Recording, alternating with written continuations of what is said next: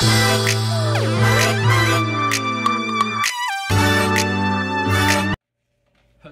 people, Otaku6 is here, and like my last two videos that I did recently were my two reviews of Persona 3 Portable and Persona 4 Gordon. Well, today I'm about to talk about which of these two games or installment I personally prefer. I mean, I'm not saying that I like one over the other because one is better there and the other completely suck. It's just that both has some similarity and differences, so I kind of had to say which of these two I like over the other. So it's kind of like an even like oral comparison I like to do. Okay, the one thing I forgot to mention in both videos is that Persona 3 and 4, well, let's be honest, it is called Persona for a reason, because let's get started with Persona 3. Okay, Persona 3, they use their power known as, well, personas, but the way they use it in Persona 3 is really different, and the way Persona 4 uses is different as well. Because in Persona 3, they only use their personas during the dark hours, so each of them get this type of gun called the revolvers. So every time they pick one up and shoot themselves in the head, that's how the persona is summoned. Overall, all the personas are really unique and different, so it kind of has a variety of how each of them are designed and used. And then Persona 4, well, similar to Persona 3, since obviously they can't use it outside of the TV world, but every time when someone faces a shadow, such as example Nato, Kanji, Rise, Ichigo, Chie, Yosuke, and Teddy, each time you defeat their shadow, that's where their personas awaken. So basically, they have to confront their true self and accept what they really are, and that's how the personas are awakened. The personas in Persona 4 is obviously different too than the Persona 3 race, because I mean the only way they can summon the personas is by entering the TV, and thus they have their own different ways of summoning. Like for example, like I said earlier, Nato's my favorite female character uses a gun, but not like the way Persona 3 uses it, but she's pointing out of the earth and summon her personas. Her persona. Yosuke jumps with his red band. She kicks. Yukiko swing her fan. Kanji, he slams the freaking chair. Teddy uses a different pose. And well, we say it's just kind of like Fuka, who's an aggregator. It's just activate her with her own will, so not too much difference between Fuka and Rise personas, because they both are similar. That kind of have different ability in some way in both games. So honestly, the personas in 3 and 4 are very similar, but the way they summon it is obviously very different. So that's one thing I kind of forgot to point out in both the reviews, because like I don't know, I kind of like to explain more about like the story and some of the characters, but I don't want to just go out and straight out point out about the whole how the Persona came to be in both games. So that's one thing I kind of forgot to mention. But here, Ray, I kind of like Persona 3 Rays and some of the Personas more, because that's like cool and badass. Persona 4 is good, like this feeling that doesn't really badass, but overall I think Persona 3 nails in that category. Cast of characters, I like Persona 4 a bit more than Persona 3. Not say Persona 3 is terrible, I mean they're amazing. I like the cast in Persona 3.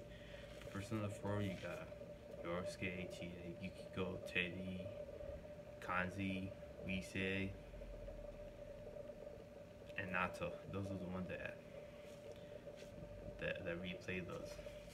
play a really important, and obviously what really made the game where it is. You know, you interact with them, you could do a lot more social activity with these characters than you could in the Persona 3.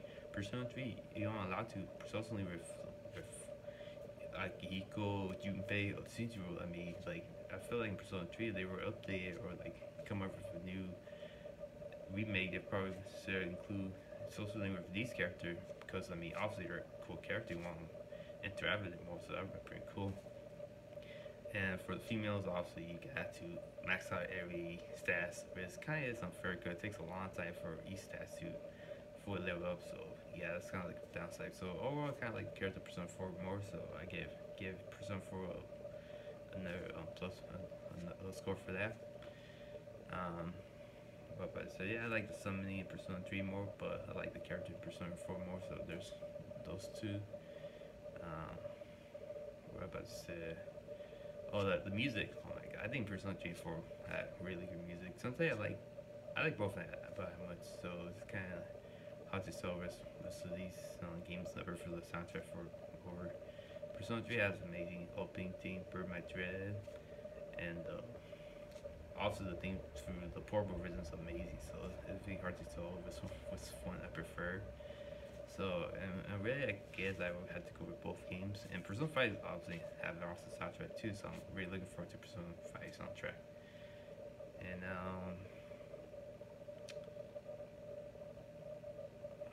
what am I about to say? Overall, I do like I like Inaba Time more than the one Persona 3 because Inaba seems a bit more. There's like more to Inaba because you could in the portable version you go to the movie theater, you could Fizz, you could go beach. It's like you get more variety in Inaba than you do in the Persona 3 place. So yeah, Persona 3 is cool, but Inaba you get more variety to it. So I like that. Story Persona 3 is better. Um, what would I say? Gameplay obviously Persona 4 is straight out on this. Well, Purple is so good, but Persona 4 still nails it in that category.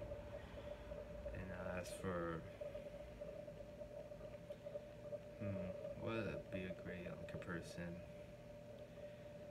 I do like the tone for Persona 3, the whole death tone more than the percent your true self tone in the game in Persona 4.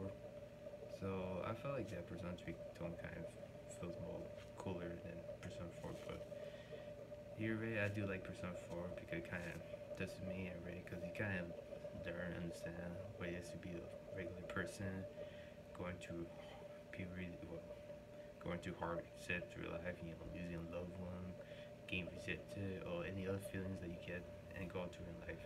I'll say it's one of my personal favorite about these two games that it kind of teaches you how to become a better human being. Not just playing and try to complete something. You learn more about yourself by playing these games. To me, it all depends on how you feel by playing through it. Because sometimes you play a certain game, you kind of like don't earn that much appreciation throughout a game. Because like sometimes game there could be like whatever save the world or try to save a princess. I mean kind of like whatever.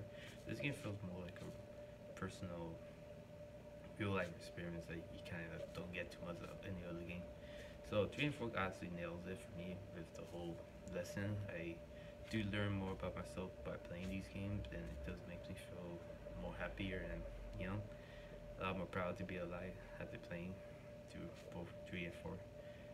And then 1 and 2, 2 is divided by two different games parts, Innocent Sin and Eternal Punishment. So 2 is kind of like a two-part game. So technically just 3 before 3 and 4. So that's how the translation works. You're right. I do like both games a lot. I mean, I do honestly like Persona 4 more than 3 because 4 has better character. Like I like the characters more in that game because obviously socially more thin. They kind of have more of a well well balanced development throughout the entire game. I do like the 3 story. It has more. You kind of get more of a feel to it. Oh, you stop this dark hour from going on, or what's the point, and do they want to forget about one another, or do I want to continue fighting the team? So you get that feeling too in Persona 3. So it's kind of like a risk, but honestly, I'll say a category 4 because not because this is the first thing I played, but this has a bit more in depth and has a real game than Persona 3 does. But anyway, Persona 3 still a great game. So I still play Persona 3 almost about as much as before. So I give Persona 3 a huge round of applause for that. So yeah, this is my quick comparison. I like to compare 3 and 4 at time, 3 and 4 because obviously they're the most mainstream of the Persona games. I mean, 1 and 2, Instant, Turn Punishment.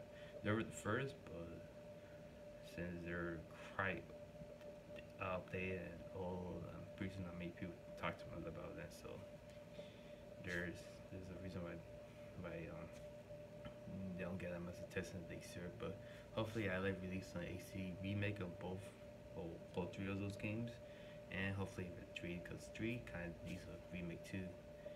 So imagine, hopefully in the near future, hopefully if Persona 5 becomes so successful, and depending how the whole poll went